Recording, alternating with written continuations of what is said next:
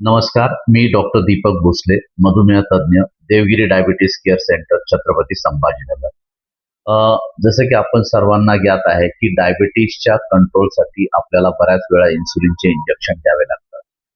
इन्सुलिनचे injection घेताना सगळ्यात महत्त्वाची बाब म्हणजे ते इन्सुलिनचे इंजेक्शन आपण कशाप्रकारे कमीत कमी वेदनादायक बनवू, ही गोष्ट सर्वात महत्त्वाची आहे.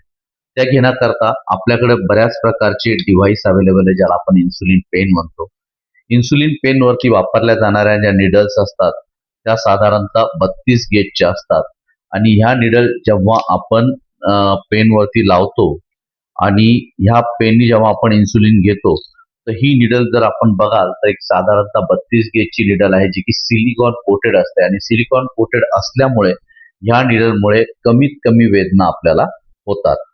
आता दुसरी महत्त्वाची गोष्ट, एकदा आपण इन्सुलिनचा स्वीकार केला आपल्या रक्तातील साखरेची पातळी सामान्य ठेवण्यासाठी, त्यानंतर आपल्याला इन्सुलिन घ्यायचे कसे, हे एक महत्त्वाचा निर्णय घ्यावा लागतो. त्यामध्ये आपल्याला ते घेण्यासाठी एक रोटेशन ग्रीड नावाची पद्धत आहे, जी आपल्याला फॉलो करायची. ज्यामध्ये सगळ्यात महत्त्वाची गोष्ट, आपण इन्सुलिन घेताना आपल्या पोटावरती किंवा आपल्या मांड्यांवरती किंवा आपल्या इतर कुठल्याही भागावरती तुम्ही इन्सुलिन घ्या, त्या ठिकाणी घेताना एक काळजी घ्यायची, की आपल्याला साईड बदलायची आहे. एकाच जागेवर परत परत इन्सुलिन घ्यायचं नाहीये, ही सगळ्यात महत्वाची गोष्ट आहे. एकाच जागेवरती परत परत इन्सुलिन घेतल्यामुळे त्या जागेवरती सूज येऊ शकते किंवा गाठ येऊ शकते, जे काही आपल्याला वेदना देऊ शकते. ह्या प्रकारे आपल्याला एक रोटेशन ग्रीड फॉलो करायचे, ज्यामध्ये डेज नुसार ऍक्च्युली सगळ्या गोष्टी मेन्शन केलेल्या आहेत, की ज्याप्रमाणे आपण डिसाईड करू शकतो, की आपल्याला आज इथे घ्यायचं, उद्या इथे घ्यायचे, परवा इथे घ्यायचं आणि याप्रमाणे आपण आपलं इन्सुलिन प्लॅन करायचं. हे घेण्याची एक साधारणतः ज्याला आपण रोटेशन ग्रीड पद्धत म्हणतो, ही घेतल्यामुळे आपल्याला इन्सुलिन मुळे होणाऱ्या गाठी वगैरे टळू शकतात. आता इन्सुलिन घेण्यासाठी जी मी सुई तुम्हाला दाखवली, त्या व्यतिरिक्त जर आपण व्हायल घेत असाल, तर त्याकरता आपल्याला 40 IU आणि 100 IU ह्या देखील दोन सुया अवेलेबल असतात. ह्या निडल देखील सिलिकॉन कोटेड आहे आणि ह्या निडलने देखील आपल्याला कमीत कमी पेन होतात. जे लोक पेन अफोर्ड नाही करू शकत, ते लोक अशा प्रकारची इंजेक्शनची पद्धत वापरू शकतात. ही सगळ्यात महत्वाची गोष्ट आहे. या व्यतिरिक्त जर आपण बघाल, तर एक साधारणतः इन्सुलिन जेव्हा आपण रुग्णाला सुरू करतो, त्यावेळेस सगळ्यात महत्वाचे कॉम्प्लिकेशन आपल्याला फेस करावं लागते, त्याला आपण हायपोग्लायसेमिया म्हणतो. आता हायपोग्लायसेमिया म्हणजे आपल्या रक्तातील साखरेची पातळी सामान्यपेक्षा कमी होणे. सामान्यतः रक्तातील साखरेची पातळी जेव्हा 70 पेक्षा कमी होते, त्याला आपण हायपोग्लायसेमिया असं संबोधतो.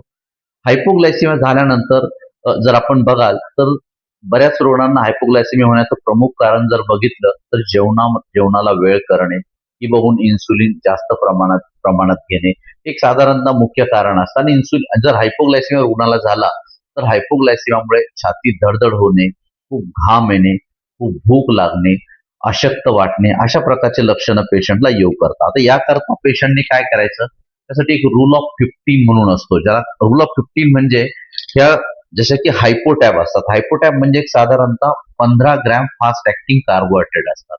तर हे जे हायपोटॅब आहे, एक टॅबलेट घ्यायची आणि 15 मिनिट थांबायचं आणि 15 मिनिटांनी परत आपल्या रक्तातील साखरेची पातळी चेक करायची. जर ती 70च्या वर आली, तर परत आपल्याला टॅबलेट रिपीट करण्याची गरज नाही. पण परत जर ती 70च्या खाली असेल, तर परत एकदा आपण एक टॅबलेट रिपीट करायची आहे. एक टॅबलेट रिपीट केल्यानंतर परत 15 मिनिट थांबायचं, असं सायकल कंटिन्यू करायचं, जोपर्यंत आपल्या रक्तातील साखरेची पातळी ही नॉर्मल येत नाही. थँक्यू.